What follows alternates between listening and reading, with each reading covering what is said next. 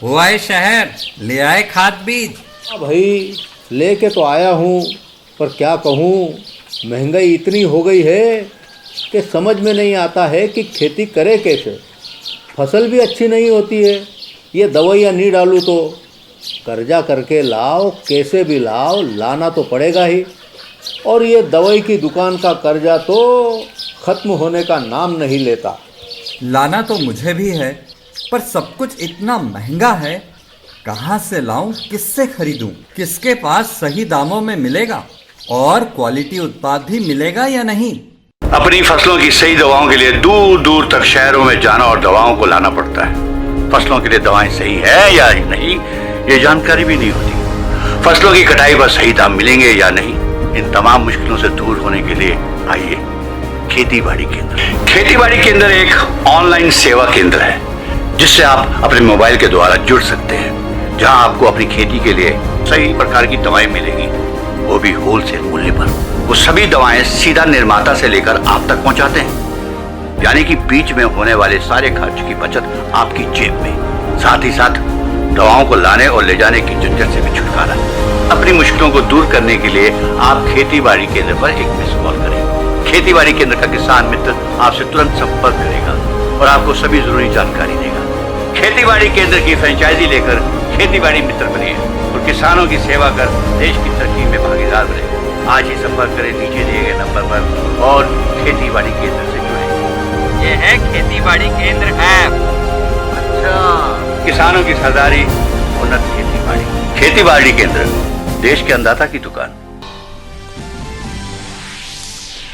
आज लद्दाख का दौरा करेंगे सेना प्रमुख जनरल नरवणे। भारत चीन के बीच सीमा विवाद से जुड़े गतिरोध पर जमीनी हकीकत का करेंगे मुआयना। दिल्ली में सेना की कमांडर कॉन्फ्रेंस।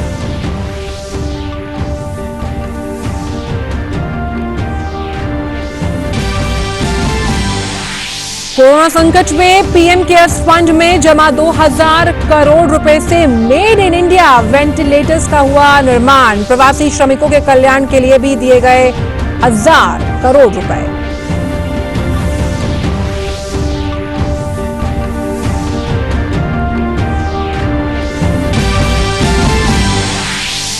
आरबीआई की नीति के साथ सरकार के संरचनात्मक सुधार और सामाजिक कल्याण के लिए सहयोगात्मक कदमों से अर्थव्यवस्था को मिली गति। आर्थिक गतिविधियों में बढ़ोतरी के दिख रहे हैं संकेत। वित्त मंत्रालय ने सभी हितधारकों के लिए एक साथ काम करने की आवश्यकता पर दिया जोर। कोविड महामारी के बीच प्रतिबंधों के साथ पुरी में आज भगवान जगन्नाथ की रथ यात्रा की धूम। गुजरात हाईकोर्ट के आदेश के बाद अहमदाबाद में भी निकली रथ यात्रा। राष्ट्रपति, उपराष्ट्रपति और प्रधानमंत्री ने दी शुभकामनाएं। 3 दिन के दौरे पर रूस पहुंचे रक्षा मंत्री राजनाथ सिंह। दोनों देशों के बीच रक्षा और रणनीतिक साझेदारी में आएगी मजबूती। आज रूस के रक्षा मंत्री के साथ होगी द्विपक्षीय बैठक।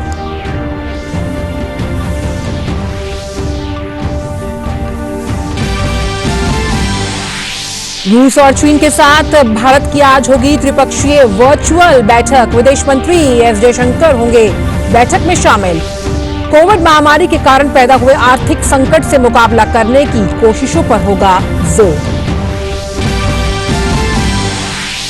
जनसंघ के संस्थापक डॉक्टर श्यामा प्रसाद मुखर्जी का बलिदान दिवस आज। प्रधानमंत्री नरेंद्र मोदी, गृह मंत्री अमित शाह और भाजपा अध्यक्ष जेपी नड्डा ने किया उनके त्याग और बलिदान को नमन।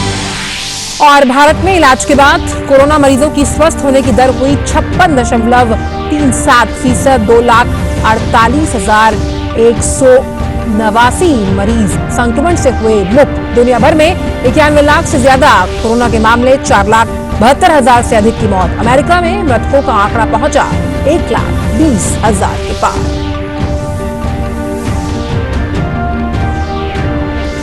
मैं हूं आंचल गुलाटी गुंबर और आइए अब जान लेते हैं इन सभी खबरों को विस्तार के साथ। आज सेना प्रमुख जनरल एम नरवणे लद्दाख का दौरा करेंगे। इसके लिए अब से थोड़ी देर पहले ही वो दिल्ली से रवाना हो गए। उनका ये दौरा ऐसे वक्त में हो रहा है जब भारत और चीन के बीच सीमा विवाद को लेकर गतिरोध जारी है। माना जा रहा है सेना प्रमुख लद्दाख में सैन्य अधिकारियों के साथ मौजूदा परिस्थिति में जमीनी हकीकत का मुआयना करेंगे। इससे पहले मौजूदा परिस्थिति में देश के सुरक्षा के हालात पर सेना प्रमुख ने दिल्ली में टॉप आर्मी कमांडर्स के साथ बैठक की। इसमें चीन और पाकिस्तान सीमा यानी उत्तरी और पश्चिमी दोनों मोर्चों पर ऑपरेशनल हालात की समीक्षा की गई। साथ ही सुरक्षा को चाक चौबंद बनाने के लिए रणनीति पर भी चर्चा हुई। इसके अलावा सेना के सूत्रों से मिल रही खबरों के मुताबिक भारत और चीन के बीच 22 जून को जो कोर कमांडर स्तर की बातचीत हुई है वो सकारात्मक और रचनात्मक माहौल में हुई। डिसएंगेजमेंट के लिए दोनों देशों के बीच आपसी सहमति थी। सीमा विवाद के मद्देनजर सुरक्षा बलों को पूर्वी लद्दाख और अन्य सेक्टर में चीन के किसी भी दुस्साहस का मुंह तोड़ जवाब देने के लिए पूरी तरह से तैयार रहने के लिए कहा गया। चीन के साथ लगती सीमा की रक्षा के लिए भारत अब से अलग सामरिक तरीके अपनाएगा। शीर्ष सैन्य अधिकारियों को जमीनी सीमा, हवाई क्षेत्र और रणनीतिक समुद्री मार्गों में चीन की गतिविधियों पर कड़ी नजर रखने के निर्देश हैं। मध्य प्रदेश के सिवनी जिले में एक साथ 7 कोरोना पॉजिटिव मरीज मिलने की पुष्टि सिवनी कलेक्टर डॉक्टर राहुल हरिदास फट्टेग ने की है। अब सिवनी जिले में 11 कोरोना पॉजिटिव मरीज मिल चुके हैं। ज्ञात हो कि सिवनी जिले में पहला कोरोना पॉजिटिव घनसौर विकासखंड के ग्राम तुमड़ीपार में, दूसरा सिवनी विकासखंड के ग्राम करीरात में, तीसरा मरीज लखनादौन में दिल्ली से आई महिला तथा चौथा छपारा विकासखंड मुख्यालय में पाया गया। इसके बाद घनसौर तहसील में 7 लोग कोरोना पॉजिटिव सामने आए। बताया गया कि ग्राम किंतुराई में 5 लोग एवं उसी से लगी ग्राम पोंडी में भी एक व्यक्ति की कोरोना रिपोर्ट पॉजिटिव आई है। और आज ही के दिन धनौरा विकासखंड में भी ग्राम सलेमा में एक महिला कोरोना पॉजिटिव पाई गई है। सभी 7 व्यक्तियों को जिला अस्पताल में आइसोलेशन वार्ड में एडमिट कराया गया है एवं उपचार चालू किया गया है, जिसमें ग्राम कारीरात एवं तुमड़ीपार में कोरोना के पॉजिटिव व्यक्ति स्वस्थ होकर अपने घर पहुंच गए हैं। इन सभी को देखते हुए जिला कलेक्टर ने किंद्रई, पोंडी एवं सलेमा ग्रामों निरीक्षण का जायजा लिया और किंद्रई, पोंडी, सलेमा ग्रामों को सील कर संबंधित ग्रामों में प्रोटोकॉल के अनुसार आवश्यक कार्रवाई एवं व्यवस्थाएं की गई। बढ़ते आगे, कोविड-19 महामारी से जारी जंग में एक महत्वपूर्ण भूमिका सामने आ रही है पीएम केयर्स फंड की। जी हां, इस फंड के जरिए दिए जाने वाले वेंटिलेटर्स की सप्लाई राज्यों में शुरू हो गई।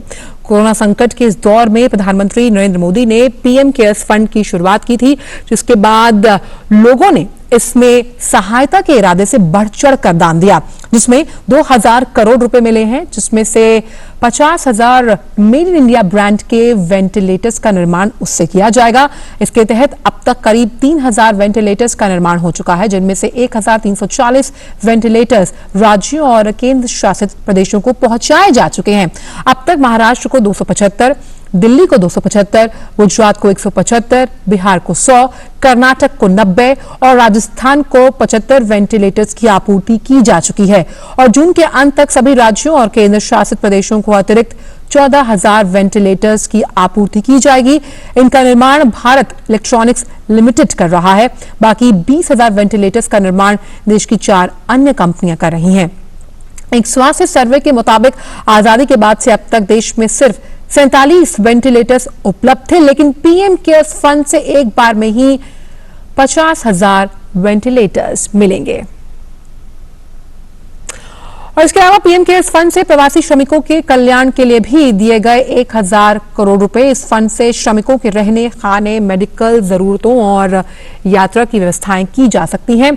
फंड के जरिए मिले हैं महाराष्ट्र को 181 और उत्तर प्रदेश को 103 करोड़ रुपए, तमिलनाडु को 83, गुजरात को 66, दिल्ली को 55, पश्चिम बंगाल को 53, बिहार को 51, मध्य प्रदेश को 50, राजस्थान को 50 और कर्नाटक को 34 करोड़ रुपए। फंड में से 50% राशि का वितरण आबादी के लिहाज से किया गया है। 40% राशि कुल कोविड-19 मामलों की संख्या के आधार पर और 10% राशि सभी राज्यों के लिए समान रखी गई है। इंदौर के सांसद शंकर लालवानी ने बताया कि संभागायुक्त पवन शर्मा के निर्णय आदेश अनुसार केंद्र सरकार प्रधानमंत्री नरेंद्र मोदी के आह्वान पर गरीब बस्तियों में और शहर में मासिक वितरण किए जाएंगे, जिसके तहत सोमवार को इंदौर के राजवाड़ा चौक से सांसद लालवानी की मौजूदगी में प्रधानमंत्री नरेंद्र मोदी, मुख्यमंत्री शिवराज सिंह चौहान और लालवानी के चित्र वाले मासिक वितरण कार्यक्रम की शुरुआत हुई। पहले चरण के अंतर्गत भाजपा द्वारा 10,000 मास्क के वितरण करने का लक्ष्य रखा गया है, जिसमें निचली गरीब बस्तियों में भाजपा के कार्यकर्ताओं और नेताओं द्वारा कोरोना से बचाव के लिए मास्क बांटे जाएंगे। तो हमारे हजारों लोग आज केसरिया रंग में रंग गए तो आप पार्टी के तो हो ही, हमारे परिवार के हो गए।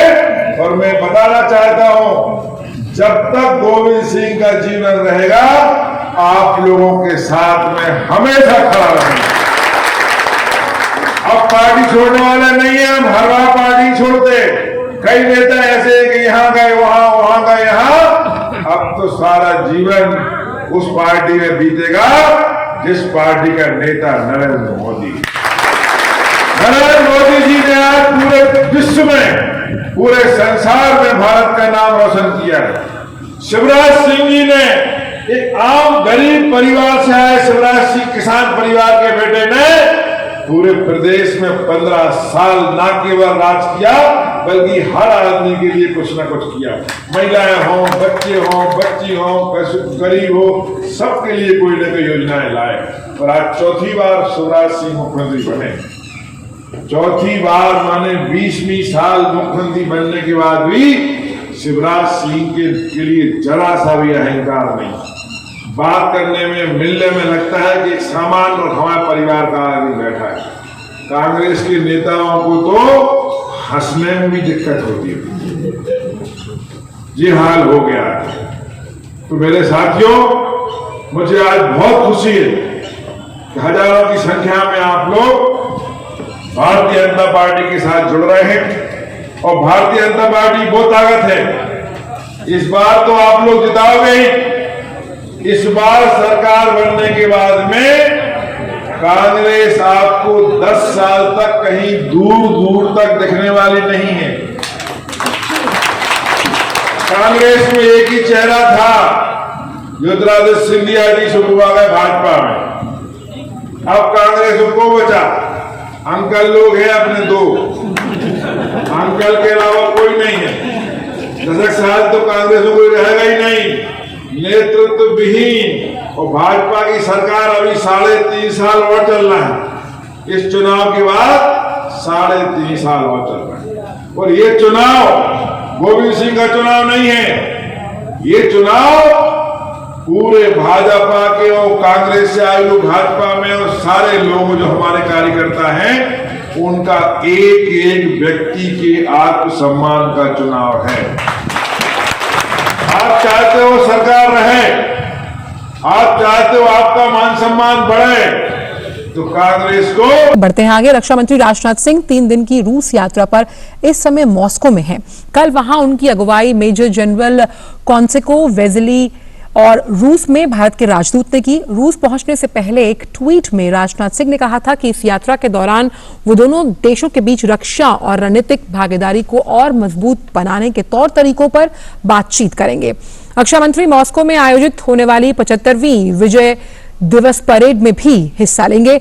द्वितीय विश्व युद्ध में रूस और मित्र देशों के विजय प्राप्त करने की 75वीं वर्षगांठ के अवसर पर कल 24 जून को मॉस्को में विजय परेड आयोजित की जाएगी। भारतीय सेना के तीनों अंगों का 75 सदस्यों का दस्ता पहले ही मॉस्को पहुंच चुका है, जो विजय परेड में रूस और अन्य आमंत्रित देशों के सैनिकों के साथ हिस्सा लेगा। परेड में भाग लेने वाले दस्ते का जो नेतृत्व है वो सिख लाइट इन्फेंट्री रेजिमेंट के मेजर रैंक का अधिकारी करेगा।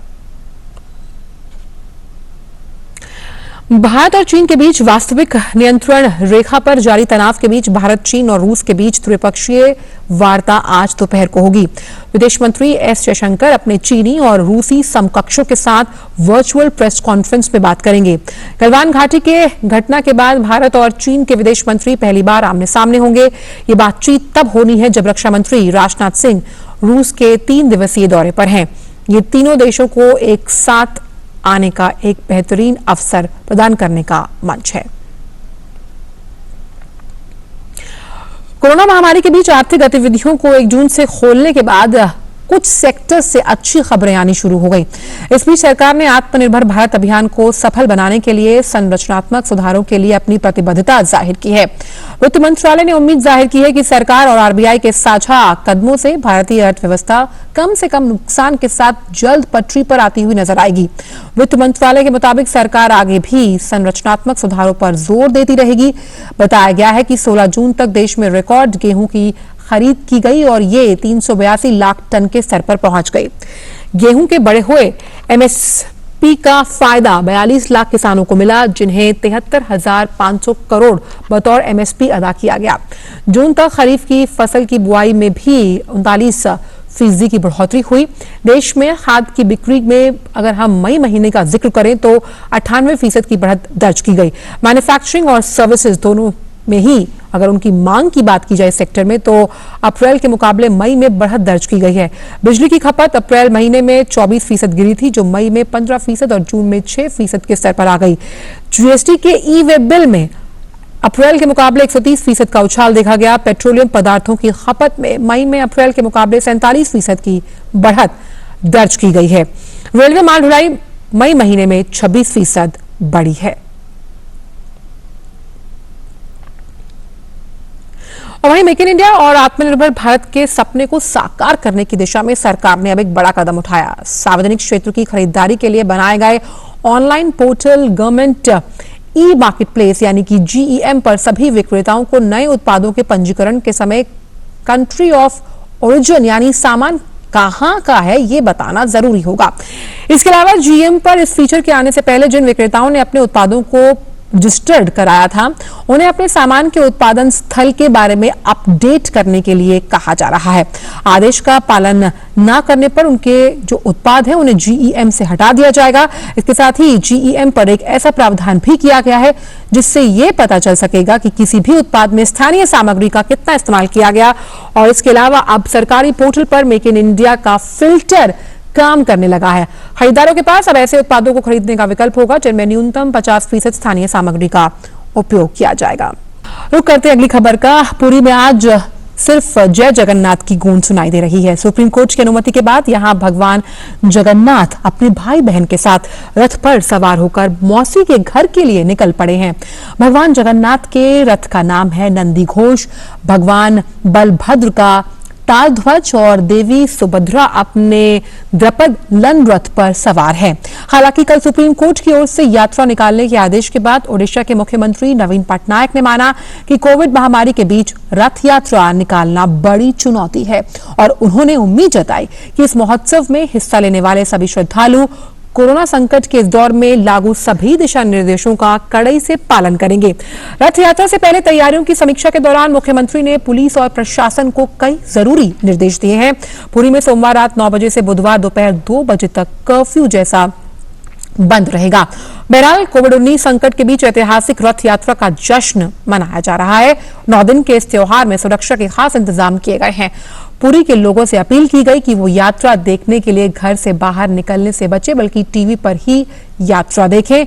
वहीं राज्य के अन्य हिस्सों के लोगों से आग्रह किया गया है कि वो पुरी में समुद्र की तरफ जाने वाले इलाके की ओर न जाएं।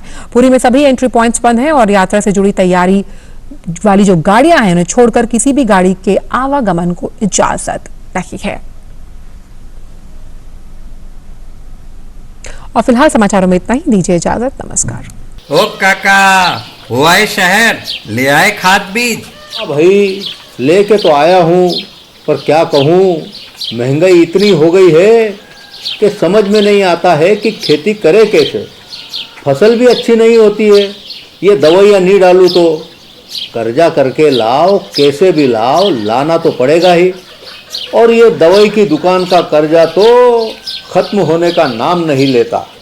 लाना तो मुझे भी है, पर सब कुछ इतना महंगा है, कहाँ से लाऊं, किससे खरीदूं, किसके पास सही दामों में मिलेगा और क्वालिटी उत्पाद भी मिलेगा या नहीं। अपनी फसलों की सही दवाओं के लिए दूर दूर तक शहरों में जाना और दवाओं को लाना पड़ता है। फसलों के लिए दवाएं सही है या नहीं, ये जानकारी भी नहीं होती। फसलों की कटाई पर सही दाम मिलेंगे या नहीं, इन तमाम मुश्किलों से दूर होने के लिए आइए खेती बाड़ी केंद्र। खेती बाड़ी केंद्र एक ऑनलाइन सेवा केंद्र है जिससे आप अपने मोबाइल के द्वारा जुड़ सकते हैं, जहां आपको अपनी खेती के लिए सही प्रकार की दवाएं मिलेंगी, वो भी होलसेल मूल्य पर। वो सभी दवाएं सीधा निर्माता से लेकर आप तक पहुंचाते हैं, यानी कि बीच में होने वाले सारे खर्च की बचत आपकी जेब में। साथ ही साथ दवाओं को लाने और ले जाने की झंझट से भी छुटकारा। अपनी मुश्किलों को दूर करने के लिए आप खेती बाड़ी केंद्र पर एक मिस कॉल करें। खेती बाड़ी केंद्र का किसान मित्र आपसे तुरंत संपर्क करेगा और आपको सभी जरूरी जानकारी देगा। खेती बाड़ी केंद्र की फ्रेंचाइजी लेकर खेती बाड़ी मित्र बनिए और किसान किसानों की सेवा कर देश की तरक्की में भागीदार बने। आज ही संपर्क करें नीचे दिए गए नंबर पर और खेती बाड़ी केंद्र से जुड़े। ये है खेती बाड़ी केंद्र ऐप।